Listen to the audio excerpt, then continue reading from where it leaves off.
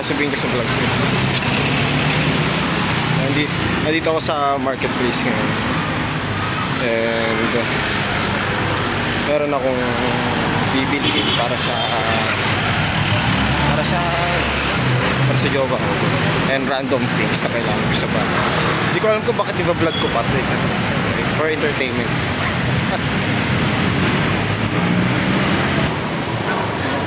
So, nandito na tayo sa loob ng marketplace. Hindi ko alam kung anong item ba bibilhin ko, pero sobrang random ng gagawin ko. Kasi hindi ko usually ginagawa ito. Pero cut nga muna.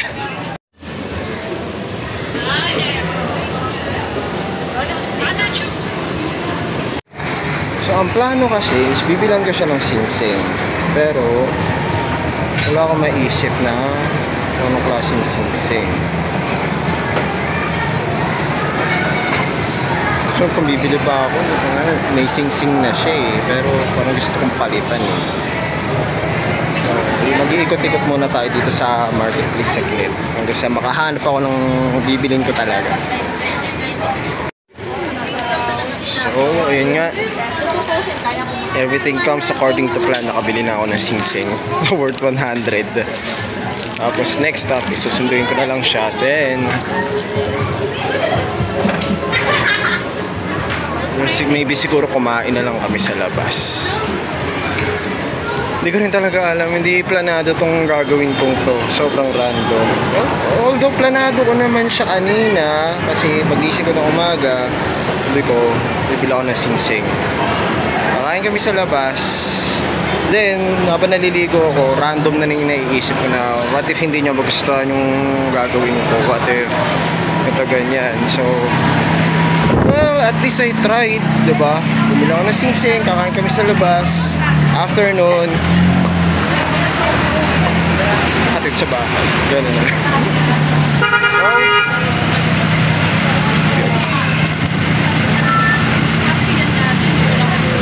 So, pang-ina update. It's ano na, 1:40 na. Then, yung susunduin ko is ang labasan nila is 1:50. Ilang minutes na lang.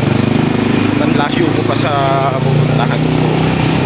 Then may nadaanan akong flowers. So my God, gusto kong bill. Magpa-Valentine's ngayon. February 8, second monthsary namin. I wanna make it special. Pero gusto kong i-advance yung celebration kasi baka magkaroon ako ng other plans, diba? Magkaroon ako ng other plans, hindi matuloy yung marami akong gustong bilhin sa kanya para ma-surprise siya. Kasi budgeted lang yung pera ko. Kaya yun nga, bumili lang ako ng, let's say, I don't make promises kasi but I bought a promise ring. And mamaya doon ko ibibigay sa kanya pagdating namin sa kakainan na. Oh God, kakahingal maglakad.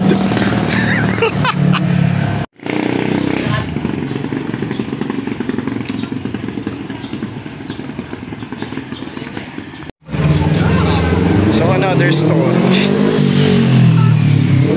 May work kasi ako dapat kahapon pero hindi natuloy gawa ng nagkaroon ng aberya. The expected niya. So paano magiging surprise tong gagawin ko ito? Hindi niya alam na may budget ako pang date. Kasi bahala ko siya surprisahin talaga. Kaya buti na lang may himalang nangyari kagabi. Medyo kumita naman ako sa ginawa ko, pero hindi ko nasasabihin kung ano yun kasi for some people illegal yun eh. Illegal magsugal kung alam nyo lang. Pero ginawa ko pa rin kasi kailangan ko ng pera. Yun. So kumita ako doon sa pinagsugalan ko. Then ito na yun, expected niya wala akong budget. So surprise talaga tong gagawin ko sa kanya. So ito yung binili kong singsing. Di ako sure sa kung ano yung size niya pero ito rin yung nabili ko. Ito yung nagkasya sa pinky ano ko kasi yun yung size ng daliri niya halos parang pinky ko. So ito na. Ito na tayo, malapit na tayo sa school. So ilang kembot na lang malapit na ako sa school. Masusundo ko na siya. Sakto lang yung dating ko doon at saka yung pag-out niya. Then, after ko siya sunduin sa school, dadaan muna kami sa kanila para tawag dito. Siyempre, hintayin ko siya magbihis. Then, doon niya na, hindi ko, kasi usually sinasabi ko sa kanya kung ano gagawin namin, but this time, although kahit alam niya na yung kung ano yung gagawin namin, hindi ko pa rin sasabihin. Oh my God. Ang corny ko gumawa ng date. Totoo lang. Kasi ginagawa namin, pag may budget ako, sinasabi ko kagad sa kanya, tara kain tayo sa labas, tara ano tayo. Well, for me, I consider that as a date. Tama ko sa kanya. Pero I hope it's just a regular day lang sa amin. I wanna make it special. Yun. So, paliko na ako papunta sa school. And I'll see you guys later na lang. So, yun nga. Nakita ko pa yung mother ng ano ko. Yung jowa. And actually, sisikreto sana namin tong meetup namin pero okay na yun na later papaalam ko na lang siya ng maayos kasi mahirap na, diba? Gusto kong maging good boy sa ano ko maging future mother-in-law ko Nandito na ako sa school. Waiting na lang sa kanya. And anong oras na ba ngayon? Okay, 1:53 na. Ang labas niya is 1:50. Na-tsempohan ko sila mama dito, yung mother niya na naghihintay sa kanya. Sabi ko ako na lang susundo. Kasi and kwento sa akin ng mother niya is kaya niya sinundo is natatakot siya na baka siya ng kumukuha ng something sa ito sanang biruin ako yung nangunguha ng bata. So alam ba syempre mother kaya respect. So yun, later na lang ulit. So far wala siyang alam sa mangyayari ngayong araw na to. Surprise motherfucker. So yun nga, tuloy na yung plano. Nandito na kami sa McDo. Nandito na kami sa kakainan namin. Then siyempre lalagay ko sana sa pagkain niya yung singsing. Tapos pag nalunok na kasalanan niya na yun.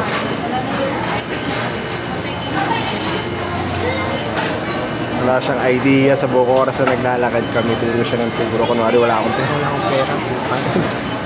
So yun, yari ka sa akin. BRB. Surprise! O ano naman, kailangan ba may i-celebrate tayo para mangyari to?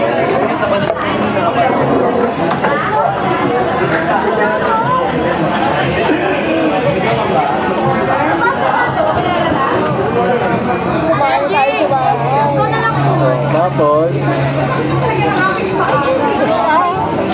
cut in 4K! Cut in 4K! Kumain ka na! Cut in 4K! Tatanong. Ha? Surprise! Actually, meron pa isa pang surprise yan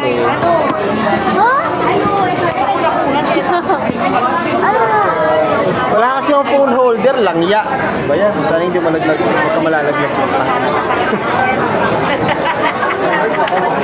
basta, kumain muna tayo.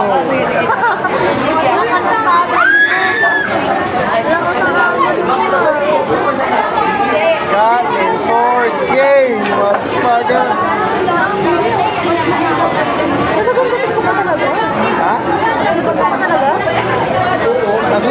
nasa plano.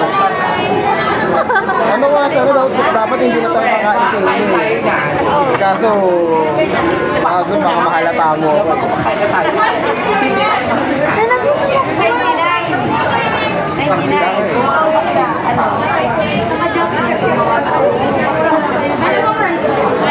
Mahaba rin pila, oh. Dalawang rice chicken fillet. Yun na, 99 lang. Double rice. Tingnan ko na ito. Huwag magtanggal kasi. Bawal ako. Gusto ko magtanggal. Okay. Hindi naman sinabi. Sana sinalak na lang yung PW.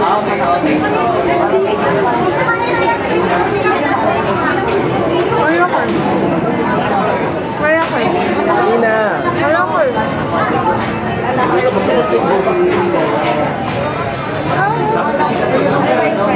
Malaki sa lahat ng part. Alam mo na.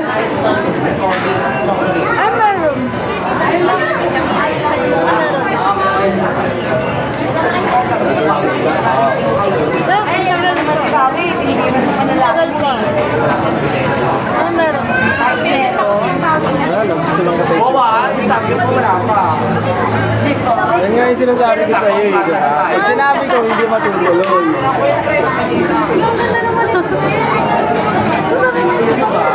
Pag sinabi ko, hindi matutuloy. Magkano benta niya sa'yo? 1 month lang.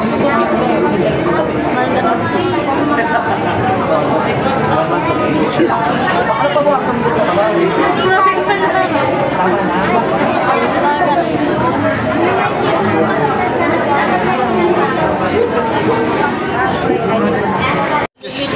Orchestrated lahat ng nangyari.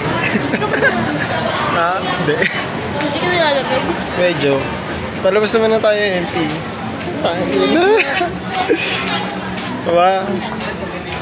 Gusto nga sana i-document lahat eh. So nga lang. Unexpected. Ay na. Baka ba mo na sing-sing? Ha? Baka mo na sing-sing? Saan nga ako bumili? Doon. Sa kabila. Dito? Oo. Sabi ko, pinagpaplanuhan ko, sabi ko, bibilan kita ng kwintas, ilalagay ko dun sa box. Tapos dun na natin bubuksan sa pag-uwi. Kaso nga lang, naipon ko yung box sa bahay. Tapos sabi ko, bibilan nila kami ng sisig. Bibilan na ng sisig, kasi kakain tayo. Ilalagay ko nga sana sa kanin yung yung singsing. Para diba? Kaya sa likod. Lalagay ko nga sana yung singsing sa dun sa kanin para pag mo, surprise! So nga lang, ito na yung nangyari na eh. Diba?